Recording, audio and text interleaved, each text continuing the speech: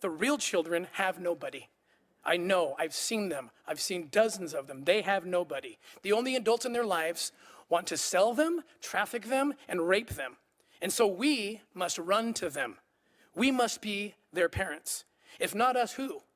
If not this esteemed committee with the power and authority to rescue lives, if not you, then I ask, who? Operation Underground Railroad has rescued over 2,000 victims and assisted in the arrest of over 1,000 traffickers and pedophiles. Much of my work has been based on simple economics. The United States is one of the highest, if not the highest, consumers of child pornography in the world. We are the demand for child sex. As such, traffickers around the world seek to bring children to the United States where they can sell them for sex and make a lot of money. My number one personal and professional goal has been to keep these children out of the hands of these sick American pedophiles. I want to share one case in which we failed to do this. The victim was a foreign-born child around 12 years old, who we will call Lily.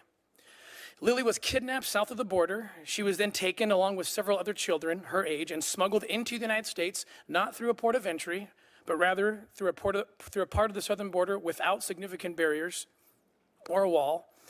Lily's traffickers easily transported her to New York City, where she was raped between 30 and 40 times a day, and this is not atypical at all for a case like this. She believes that she alone was raped over 20,000 times between the age of 13 and 17 right here in our country.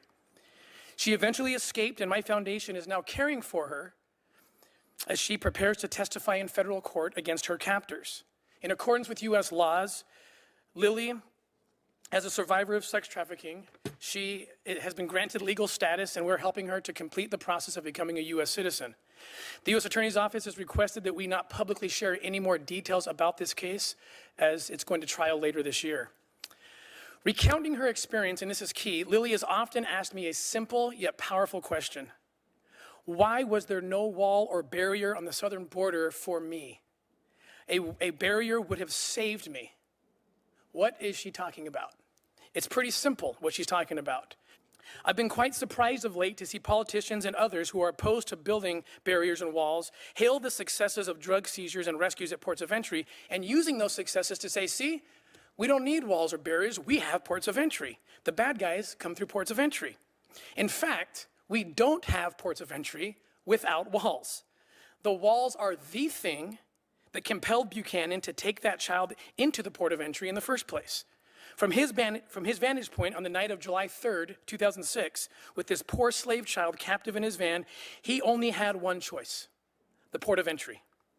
And that was thanks to the border wall that existed where he happened to be working his evil works. Currently, with hundreds of miles of border, too many traffickers have a choice. Sadly, we as a nation are providing them that choice. In the end, the boy was liberated and Buchanan was locked up. In Lily's case, the traffickers were liberated and she was locked up and raped thousands of times in New York City. The difference? The boy had a barrier to save him. Lily did not. Paula Felix is a former Mexican congresswoman and current senior Mexican administration official working on anti-trafficking policies for Mexican President Manuel López Obrador. I work very closely with Paula to find children in Mexico who are en route to being smuggled into the United States.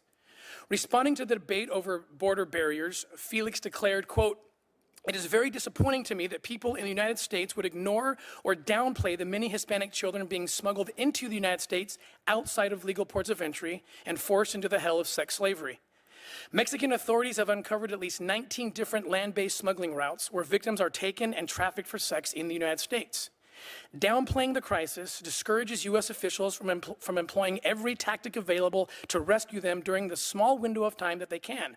That is, while they are being crossed into the United States. After that, they are gone, maybe forever." End quote.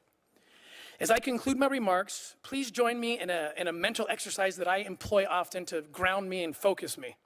I imagine that one of my own children is in the place of one of these child victims.